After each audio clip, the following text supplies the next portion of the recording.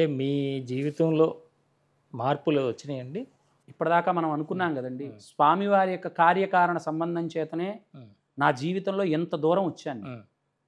స్వామే నేను, ఇక ఆయన కంటే నాకు వేరే దిక్కు లేదు.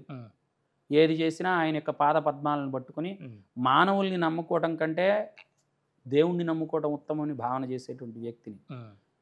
ఆ శ్రీపాద శ్రీవల్లభ చరితామృతంలో ఒక మాట ఉంటుంది, అయాచితంగా దైవ కార్యమైనా స్వకార్యమైనా జరగాలి.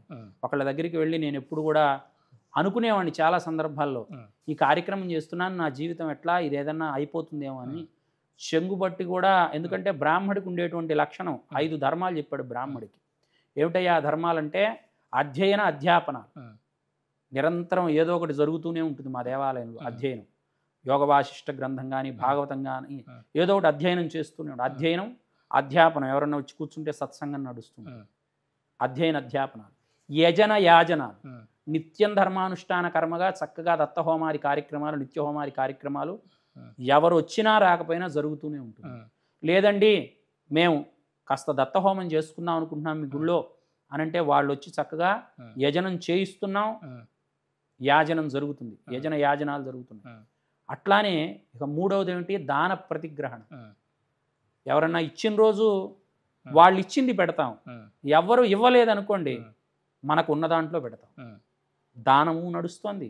ఎవరైనా ఇస్తే వాళ్ళ దగ్గర అయాచితంగా ప్రతిగ్రహణ చేస్తున్నాను, తీసుకొని చేస్తున్నాను. అట్లా ఏదైతే నా యొక్క ధర్మానుష్ఠానం ఉన్నదో బ్రాహ్మడిగా నాకు ఇచ్చినటువంటి కర్తవ్యాలు ఏవైతే ఉన్నాయో అవి మాత్రం, ఎందుకంటే సవితృకాటకం చేయటానికి స్వామి నన్ను ఒక ఇన్స్ట్రుమెంట్గా వాడుకున్నప్పుడు నాకు అది మనస్సులో బాగా బలపడిపోయింది. ఏమిటయ్యా అంటే వేదవిహితమైనటువంటి ధర్మానుష్ఠాన కర్మ నువ్వు చేయాలి. ఏమిటి నా బ్రాహ్మడిగా నా పుట్టినందుకు నాకు కారణం ఏమిటయ్యా అంటే ఈ 6 విషయాలు: యజన యాజనాలు, అధ్యయన అధ్యాపనాలు, దాన ప్రతిగ్రహణాలు. ఇదే ధర్మం కదా. ఈ ఇంతకంటే గొప్ప మార్పు ఏం రావాలి నాకు?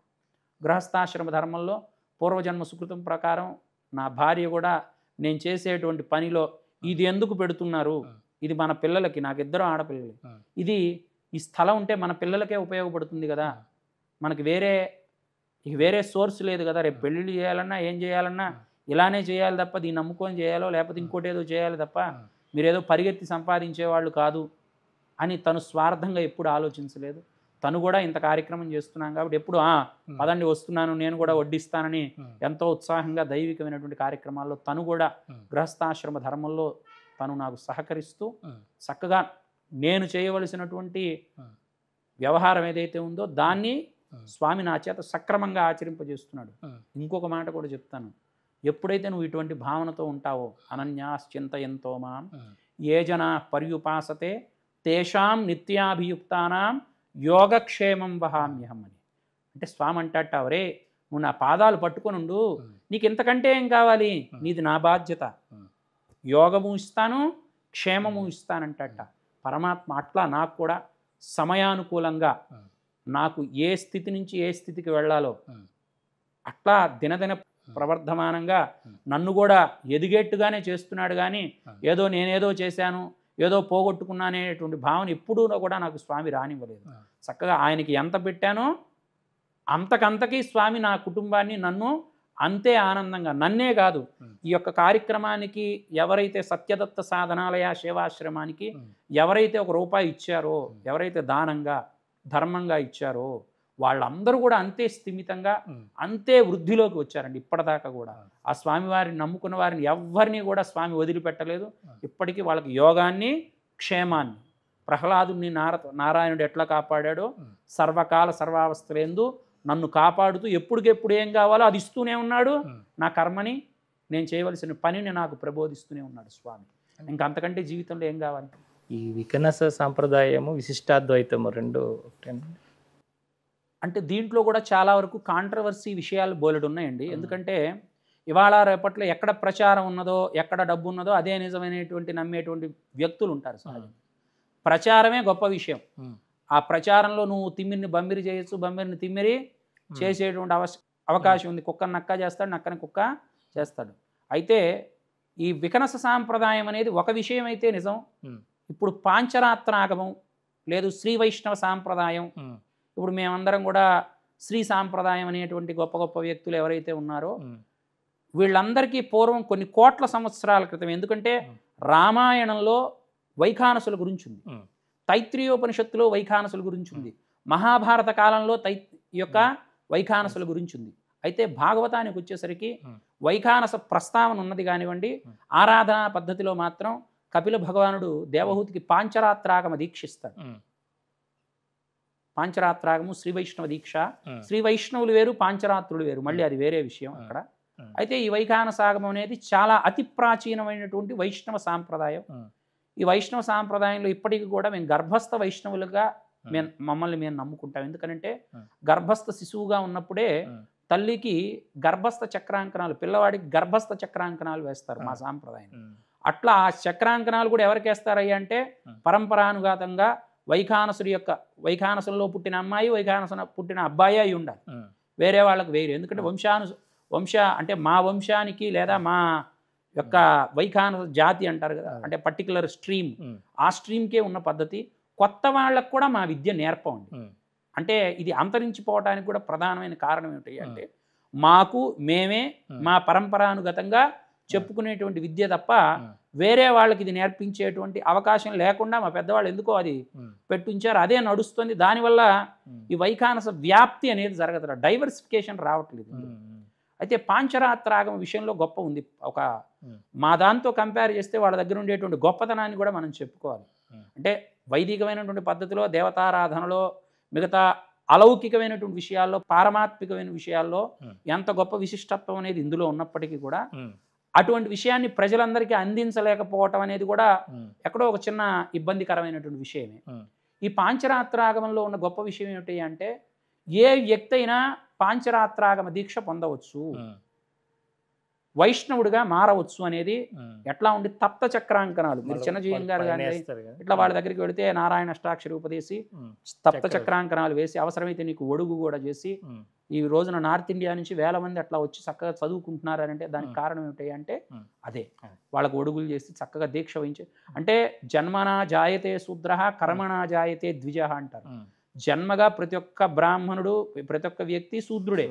వాడు చేసేటువంటి కర్మను అనుసరించి బ్రహ్మత్వ సిద్ధిని పొందుతాడు.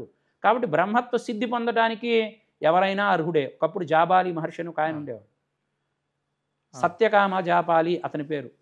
ఒక వేశ్యకు పుడతాడు. అతను పుట్టినప్పుడు అందరూ ఏ వేశ్యకుమారుడు అని అంటే జాతి లేనప్పుడు పక్కకు పంపిస్తుంటారు కదా. సరే ఇతనికి ఏదో ఆ బ్రాహ్మణ పిల్లని వీళ్ళని చూసి ఏదో విద్యని అభ్యసించాలనేటువంటి మనస్సులో సంకల్పం కలిగి గురువుగారి దగ్గరికి వెళితే మీ నాన్నగారి పేరు ఏమిటి అని అడుగుతాడు. వేశ్య యొక్క కుమారుడు వాళ్ళ తండ్రి పేరు చెప్పడం ఎంత కష్టం అవుతుంది. సరే అమాయకంగా 7 సంవత్సరాల వయసులో వాళ్ళ తల్లి దగ్గరికి వెళ్ళి అడుగుతాడు, అమ్మా నేను విద్యను నేర్చుకుందాం అనుకుంటున్నాను, కాబట్టి నాకు నువ్వు అనుగ్రహించాలి, తండ్రి ఎవరో చెప్పమంటే, పిచ్చివాడా నేను వేశ్యను రా, వేశ్యకి నాకు తండ్రిని ఎట్లా చెప్తాను నేను, కాబట్టి నేను సత్యకామ నా పేరు, నీ పేరు జాబాలి కాబట్టి సరే వెళ్ళి పరిచయం చేసుకో, సత్యకామ జాపాలి అని పేరు చెప్తుంది. సత్యకామ అనే ఆవిడ తెలియని వాడు మగవాడు ఎవడు లేట ఆ ఊర్లో. ఎందుకంటే మంచివాళ్ళు తెలియాలంటే కష్టం కానివ్వండి, ఇట్లాంటి వృత్తుల్లో ఉన్నవాళ్ళు తెలియటం పెద్ద విషయం కాదు. కాబట్టి వెంటనే పిల్లవాడు వెళ్ళి అక్కడ పరిచయం చేసుకోగానే ఓ వేశ్యకుమారుడని అతన్ని దూరంగా పెడితే గౌతమ మహర్షి అతన్ని ఆశ్రయం ఇచ్చేట. ఎప్పుడైనా కానీ కర్మ కంటే వాడు పుట్టిన కుటుంబం కంటే వాడికి ఇప్పుడు ఉండేటువంటి గుణం గొప్పది. వీడికి ఆ బ్రాహ్మణత్వ సిద్ధిని పొందడానికి కావాల్సిన గుణం ఉందా, వీడిని తీసుకో, నేర్పు. సరే కొన్ని లక్షణాలు ఉంటాయి. రామాయణంలో కొంచెం రాముణ్ణి తృణీకరిస్తాడు జాపాలి, ఒక సందర్భం వస్తుంది. అలాంటి సందర్భాల్లో ఎవరో సహజంగా ఎక్కడికి పోతాయి లక్షణాలు అంటారు. అవి అన్నప్పటికీ కూడా అప్పటికప్పుడు తనాయించుకొని తన తప్పును తెలుసుకుని మళ్ళీ మంచి మార్గంలోకి ప్రయాణించడం అనేది గొప్ప విషయమే. బ్రాహ్మణత్వ విశ్వామిత్రుడు మరి రాజకులంలో పుట్టాడు, బ్రాహ్మణత్వ సిద్ధిని పొందలేదా? కాబట్టి ఎప్పుడు కూడా కులం అనే మాట లేదు, వర్ణం నిర్ణయించదు, వాడు చేసేటువంటి పని నిర్ణయించదు వాడు ఏమవ్వాలి అని. వాడు నడుచుకునేటువంటి జీవన విధానం, వాడు చేసేటువంటి పని నిర్ణయిస్తుంది వాడు ఏమవుతాడు. సహజంగా బ్రాహ్మణుల్లో బోలెడు మంది బ్యూటీషియన్స్ ఉన్నారు. మరి బ్యూటీషియన్ అనే పని మంగళవాళ్ళది కదండి. బ్రాహ్మడికి ఏం పని అంటే, బ్రాహ్మడిగా పుట్టినా వాడు బ్యూటీషియన్ పని చేస్తున్నాడు కాబట్టి వాడిని ఏమని పిలుస్తారు, బ్యూటీషియన్ అనే పిలుస్తారు. ఏమంటే పంతులు గారు అనరు కదా, క్రాప్ చేస్తుంటే పంతులు గారు వస్తారా అని అంటారా? మీకు అర్థం బ్రాహ్మడు లారీని తోలుతున్నాడు అంటే డ్రైవర్ లారీ డ్రైవర్ కదండి అంతని అంటారు, క్యాబ్ డ్రైవర్ కదా అంటారు. ఇంకో పని వృత్తిలో ఉంటే ఓ ఫలానా వాడు కదా సత్యానాచరులు ఏమండి పంతులు గారు అని పిలుస్తారా? బ్రాహ్మడే కదా. మరి సీఈఓగా ఉన్నప్పుడు అతని గౌరవం చేసే పనిని బట్టి అతని యొక్క వృత్తిని నిర్ణయించబడ్డది కానీ వర్ణాన్ని నిర్ణయించబట్టింది కానీ వాడు పుట్టుకుని బట్టి ఎప్పుడు కూడా వర్ణాన్ని నిర్ణయించబడలేదు. అది సనాతన ధర్మం అండి. పని కులమైంది తప్ప పనే కులమైంది తప్ప కులం అనేది ఎప్పుడు నీచమైందిగా.